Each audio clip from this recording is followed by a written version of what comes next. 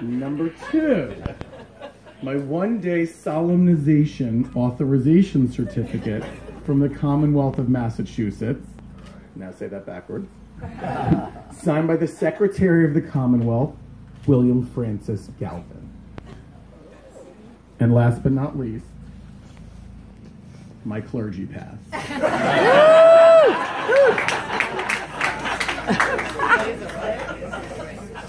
Now on to the ceremony. On behalf of the bride and groom, thank you for joining us. By your presence, you celebrate with them the love they have discovered in each other, and you support their decision to commit themselves to a lifelong relationship. Marriage is a bond to be entered into only after considerable thought and reflection. By making this commitment today, Nicole and Dan's relationship will become stronger, better, and deeper. Today, Nicole and Dan demonstrate their devotion to each other by dedicating themselves to a life together. By setting forth to honor the vows they have created today, their lives, which began on separate paths, will be joined as one. Today represents not only the joining of Nicole and Dan, but also the joining of our families and friends. Nicole and Dan would like to recognize their parents on this occasion. They offer their profound gratitude for all the love and care their parents have shown in raising them. The unconditional gifts of love and support that you continually offered have inspired them to become who they are today. Without you, this day would not be possible. Nicole and Dan have also asked that we take a moment to honor those loved ones who are not with us today. Marion and Bobby Spira, Goldie and Morris Garfinkel, Eleanor and Vincent Gardner, Harriet and William O'Grady, Errol Spira, Stephen O'Grady, Michael O'Grady, Lucy, and Thelma.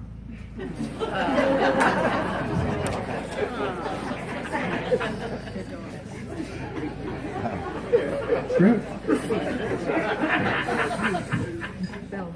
Deep, abiding affection, the magical and compelling shared impulse that makes us seek each other's company, is among the greatest gifts of the human experience. Any of us who has been fortunate enough to find and express the kind of loving devotion that we're celebrating here today knows that this is an awesome and beautiful thing. Please always remember to be constantly grateful for this precious person who has chosen to make a life with you. Be generous with compliments, be attentive and helpful. The world can be a tough place, and any of us can be subject to rough handling. Each of you can, by your tenderness towards each other, kind words and thoughtful actions, make your marriage and your home an uplifting refuge.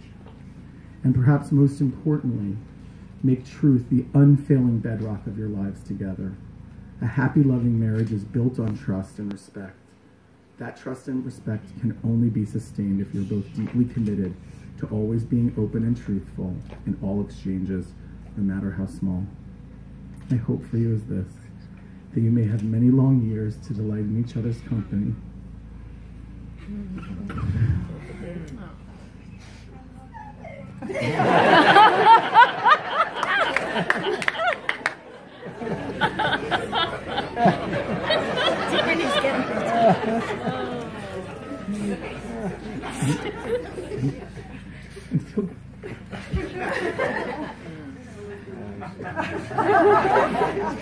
It's so much easier when I do this for other people.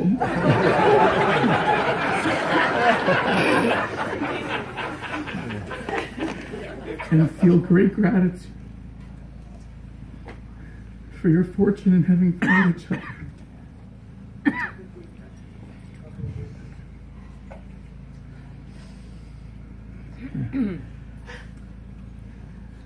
To make a home together that is once sheltering and welcoming, to each do meaningful, productive work at home.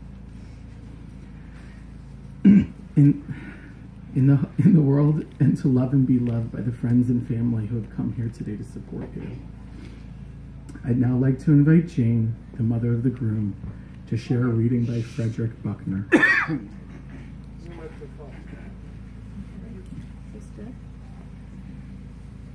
They say they will love, comfort, and honor each other until the end of their days.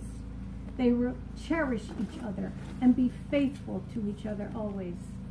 They say they will do these things not just when they feel like it, but for better or worse, for richer or poorer, and in sickness and in health when they don't feel like it at all. In other words, the vows that they are about to take could hardly be more extravagant. They give away their freedom. They take on each other's burdens. And the question becomes, what do they get in return? They get each other in return. There will always be the other to talk to and to listen to. There is still someone to get through the night with and to wake into the next day beside. If they have children, they will give them, as well as each other, roots and wings. And if they don't have children, they will become each other's child. They both still have their lives apart, as well as a life together. They both still have their separate ways to find. But a marriage made in heaven is one where two people become more richly themselves together than they could ever have imagined to become alone.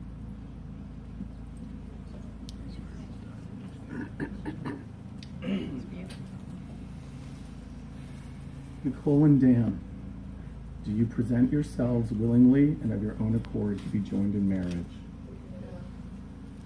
Will you promise to care for each other in the joys and sorrows of life, come what may, and to share the responsibility for growth and enrichment of your life together? We do. Then please turn to each other and share your vows. Nicole, please repeat after me. Today I promise you that though the world may change, and though we may change with it, I will always love you, always treasure you, and will share all that I am with you. I am proud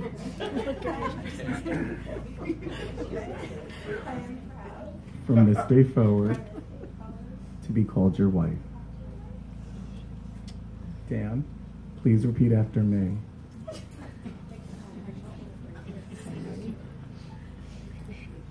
Dan, please repeat after me. Today I promise you, Today I promise you, and though the world may change, though the world may change, and though we may change with it, though we may change with it, I will always love you, I will always love you, always treasure you, always treasure you, and will share all that I am with you. and will share all that I am with you. I am proud I am proud from this day forward from this day forward to be called your husband. to be called your husband. For thousands of years, men and women have exchanged rings as a token of their vows.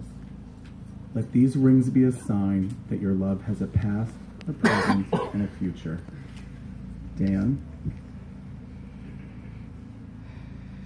please take Nicole's ring and place it on her finger and repeat after me. I give you this ring Give you this ring as a sign that I choose you as a sign that I choose you to be my wife, to be my wife, my partner, my partner, and my best friend and my best friend, to end of my days. to end of my days.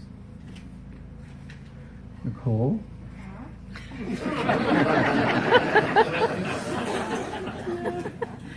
Nicole, take Dan's ring and place it on his finger and repeat after me. I give you this ring as a sign that I choose you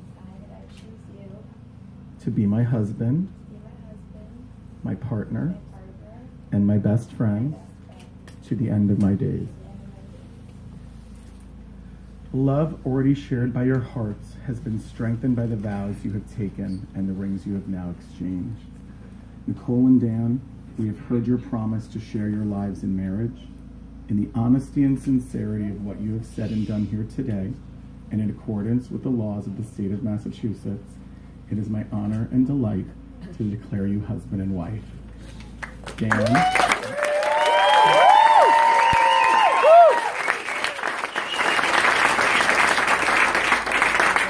Dan, you may now kiss my sister.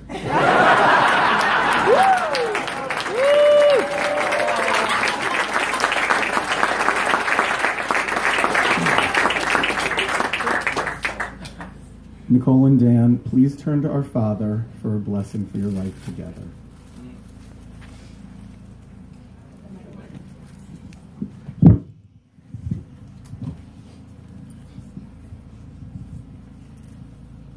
Traditional blessing that has been said for many, many years, and I'm going to share it with you. May the Almighty God bless you and keep you. And cause His face to shine upon you and be gracious unto you. May cause His face to beam upon you your entire life and grant you eternal happiness and love and peace.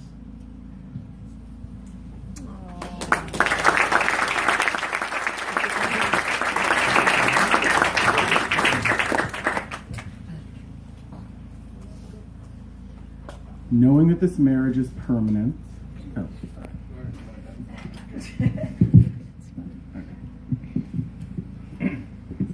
The final act of this ceremony is the shattering of the glass. This old custom has many traditions with many interpretations. At one time, it was meant to scare off demons that frequent celebrations. Today, the fragility of the glass suggests the frailty of human relationships.